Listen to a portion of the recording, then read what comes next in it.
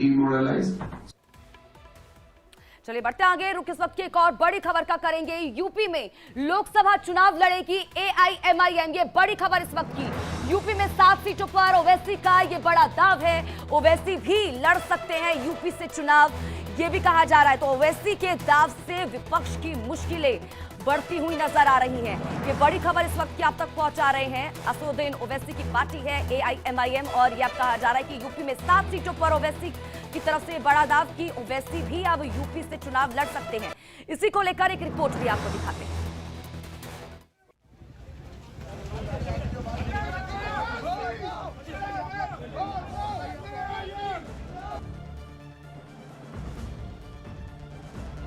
ओवैसी का दाव, अखिलेश को तनाव।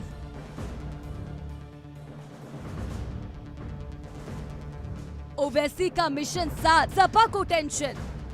पार्लियामेंट में बहस हो रही थी, मुझे फोन किए ओवैसी साहब आज आप पार्लियामेंट जा रहे, मैंने कहा जाऊंगा, आखिरी दिन है। बोले वो डिबेट हो रही उसके ऊपर, मैं आपकी तकरीर सुनूंगा, मेरा आप भी आओ। एआईएमआईएम की एंट्री, विपक्ष में खलबली।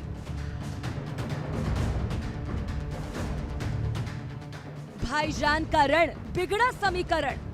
2024 चुनाव से पहले विपक्ष को झटके पर झटके लग रहे हैं। जिस तरह से सियासी समीकरण बन रहे हैं, वो विपक्ष के पक्ष में जाते तो नहीं दिख रहे। कभी पार्टियों की निजी स्वार्थ भारी पड़ रहे हैं, तो कभी सीट शेयरिंग को लेकर खींचतान चल रही है।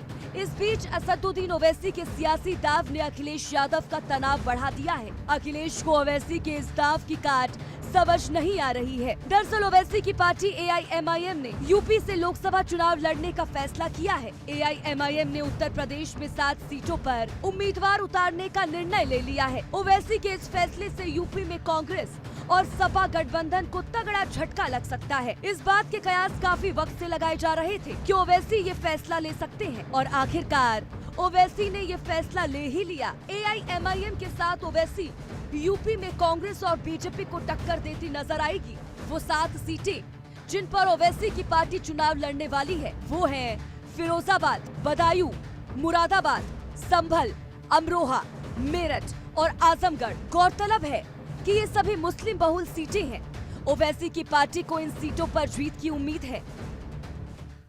मजलिस-ए-इत्तेहादुल मुस्लिमीन फिरोजाबाद, बदायूं, संभल, मुरादाबाद, अमरोहा, मेरठ और आजमगढ़, हम अपने कैंडिडेट 2024 लोकसभा में इतनी सीटों को उतारने पर विचार कर रहे हैं।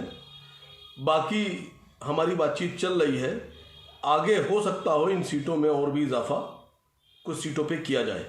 अब यहाँ ध्यान देने वाली बात ये है कि आजमगढ़ से अखिलेश यादव के चुनाव लड़ने के कयास लगाए जा रहे हैं, और इसी आजमगढ़ से ओवैसी ने चुनाव लड़ने का फैसला किया है। ठीक ऐसा ही बदायूं में भी हुआ। बदायूं से शिवपाल यादव चुनाव लड़ेंगे, तो राम गोपाल यादव के बेटे की सीट फिरोजाबाद से भी एआईएमआईएम चुनौती देगी। इंडिया गठबंधन के द्वारा जिस तरह लगातार एआईएमआईएम के साथ सौतेला व्यवहार किया जा रहा है, और हमारे राष्ट्रीय अध्यक्ष जनाब असद ओवैसी साहब से जो नफरत की पराकाष्ठा इंडिया गठबंधन के द्वारा क्रॉस की जा रही है, हम अपने राष्ट्रीय अध्यक्ष से लगातार विचार विमर्श कर रहे हैं। हमारी 3 राउंड की वार्ता हो चुकी है। दावा तो ये भी है कि असदुद्दीन ओवैसी खुद यूपी के लोकसभा चुनाव लड़ सकते हैं। साथ ही ओवैसी ने अखिलेश को सीधी चेतावनी दी है कि अगर उन्हें 5 सीट नहीं दी तो वो 25 सीटों पर उम्मीदवार उतारेंगे। अभी तो यूपी में अखिलेश यादव की मुसीबत बढ़ी है, लेकिन ओवैसी के तेवर से लगता है कि बिहार में तेजस्वी यादव पर भी संकट मंडरा रहा है, क्योंकि ओवैसी यूपी के अलावा बिहार में भी हाथ आजमा सकते हैं। ओवैसी की नजर सीमांचल इलाके की लोकसभा सीटों पर है। अगर ऐसा हुआ तो ये विपक्षी गठबंधन के लिए बड़ा झटका हो सकता है, और बीजेपी के नजरिए से ये फायदे का सौदा होगा। Bureau report, India daily live. और चलिए बढ़ते आगे। रुक इस वक्त की एक और बड़ी खबर